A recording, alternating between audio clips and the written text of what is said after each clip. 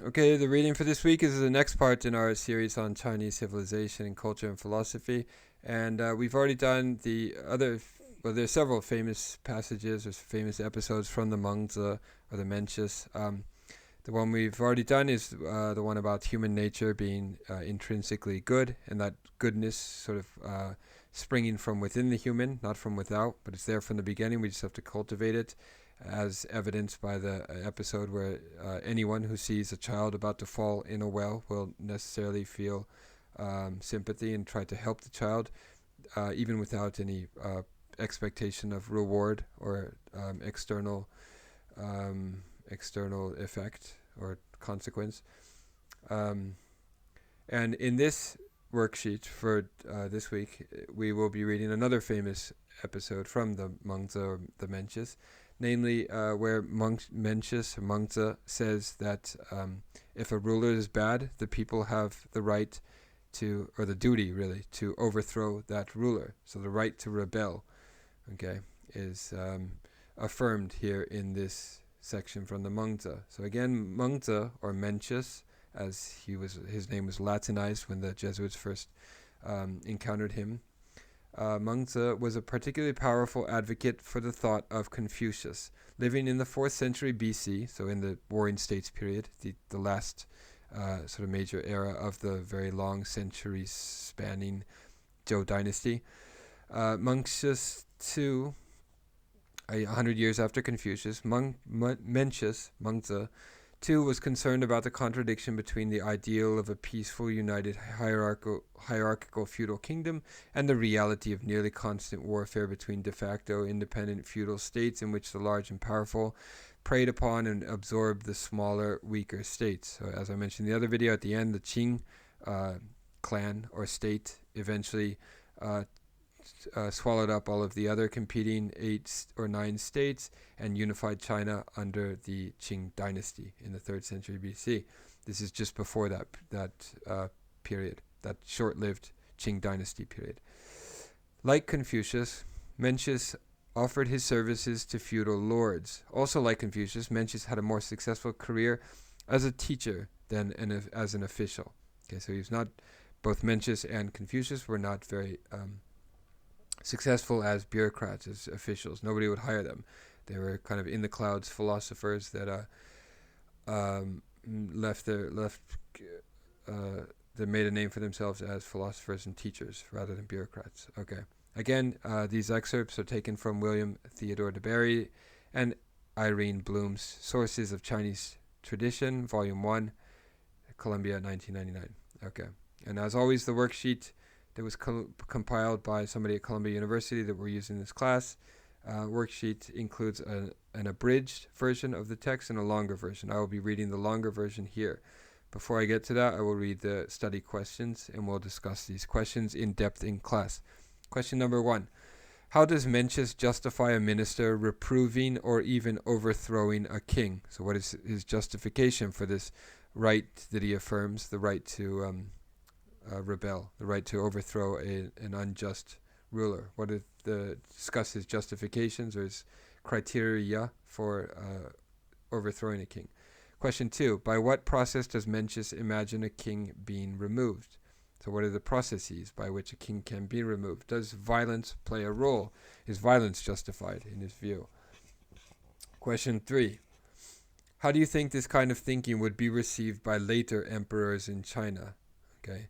So obviously there are a wide array of emperors that appear in Chinese history. Some of them are tyrannical and would definitely take issue with Mencius' affirmation of the right to overthrow, and others that might be more sympathetic to his view.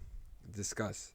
Question number 4. Whom does Mencius envision as carrying out a justifiable removal of a king? Why these people and why not others? Okay, so it's not the case that anybody can just suddenly one day decide to overthrow the king, but rather only a certain section of the population has the right to do so in his view. Why these people and why not others? In question 5, does Mencius' position as articulated here amount to a theory of democracy? Why or why not? Okay, so the answer to that is definitely no. He's not a democrat in the modern sense of the word, or even in the ancient Greek sense of the word, discuss Mencius's view of government with those of the Democrats, or the democracy advocates. Okay. Here's a longer section. Selections from the Mencius.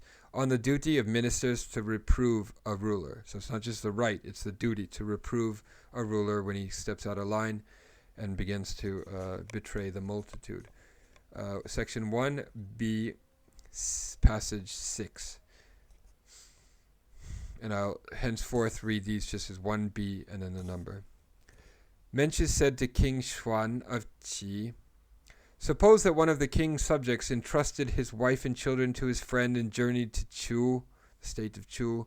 On returning, he found that he had allowed his wife and children to be hungry and cold. What should he do? So Mencius said to King Yuan of Qi, and the King Yuan of Qi said, renounce him. Suppose the chief criminal judge could not control the officers. What should he do? The king said, get rid of him. And Mencius, suppose that within the four borders of the state there is no proper government. The king looked left and right and spoke of other things. So he changed the subject. 1b8. King Yuan of Qi asked, is it true that Tang banished Jie and King Wu assaulted Zhou? Okay, this is Tang, who was an emperor, I think, in the past, so we'll have to check on that. Is it true that Tang banished Jie and King Wu assaulted Zhou? Is it true that Tang banished Jie and that King Wu assaulted Zhou? And Zhou is, this quotation is close to the language that is included in the Shu Jing, the classic of documents. Alright, we can talk about that in class. And Mencius replied to King Yuan of Qi's question, replying, this is contained in the records, in the Shu. For a minister to slay his ruler, can this be countenanced? So can a minister kill his ruler? And Mencius responds, one who despoils humaneness, Ren, is called a thief. One who despoils rightness, Yi, is called a robber. Someone who is a robber and a thief is called a mere fellow. A small person, I think it might be a Xiao Ren, might be the original here, we'll check. I have heard of the punishment of the fellow Zhou, but never of the slaying of a ruler. Section 1b, passage 11. The people of Qi, having attacked Yan and taken possession of it, the several lords were making plans to rescue Yan. King Yuan said, many of the lords are making plans to attack this solitary man. How shall I prepare for them? Mencius replied, your minister has heard that there was one who, with 70 li, extended his government to the entire realm. This was Tang. This isn't the Tang dynasty, this is the ruler Tang that was cited in the above passage as well.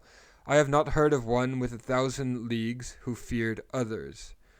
The Shu, or the Shu Jing, or the classic of documents, says, quote, when Tang undertook the work of punishment, he began with Ge. The whole world entrusted him. When he pursued the work of punishment in the east, the Yi in the west felt aggrieved. When he pursued the work of punishment in the south, the Di in the north felt aggrieved, saying, why does he leave us until last? And there's a footnote about that. Let's see what the footnote says. Again, it says, again, though the wording is slightly different, the quotation is close to the language of the Shu Jing, the classics of documents. Alright, it's lost my place. Okay. Mencius continuing. The people looked to him. The people looked to him as to clouds and rainbows in a time of great drought. Those going to market had no need to stop. Those tilling the fields were unimpeded. He punished the rulers but comforted the people. He was like timely rain descending, and the people were greatly delighted. The Shu Jing, or the classic of documents, says, "We await our ruler. When he comes, we will be revived." And yes, there's a note about that. We don't need to worry about that. And then Mencius continues, "Now Yuan oppressed its people, and the king went and punished it. The people believed he was going to deliver them from out of water and fire, and bringing baskets of rice and pitchers of drink, they welcomed the king's army. Then to have slain their fathers and brothers, bound their sons and young brothers, destroyed their ancestral temple, and carried off their treasured vessels, how can this be condoned? Certainly the world fears the might of Qi. Now the king has doubled his territory, but has not practiced humane Ren government. It is this that is setting the troops of the realm in motion. If the king will immediately issue orders to return the captives and stop the removal of the precious vessels, and if he will consult with the people of Yan about withdrawing once a ruler has been installed for them, he may still be able to stop an attack." 5b, passage 9. King Xuan of Qi asked about high ministers. Mencius said, "Which high ministers is the king asking about?" The king said, "Are the ministers not the same?" Mencius said, "They are not the same. They are ministers who are from the royal line and ministers who are of other surnames." The king said, "May I inquire about those who are of royal line?" Mencius said, "If the ruler has great faults, they should This is the important passage from this section. Underline this. If the ruler, Mencius says, has great faults, the ministers should remonstrate with him. If, after they have done so repeatedly, and he does not listen, the ministers should depose him. So he's advocating the deposing of the king. The king suddenly changed countenance. Mencius said, "The king should not misunderstand. He inquired of his minister, and his minister dares not respond except truthfully." Okay, the king's countenance became composed once again, and he then inquired about high ministers of a different surname. If the ruler has faults, they should remonstrate with him. If they do so repeatedly and he does not listen, they should leave.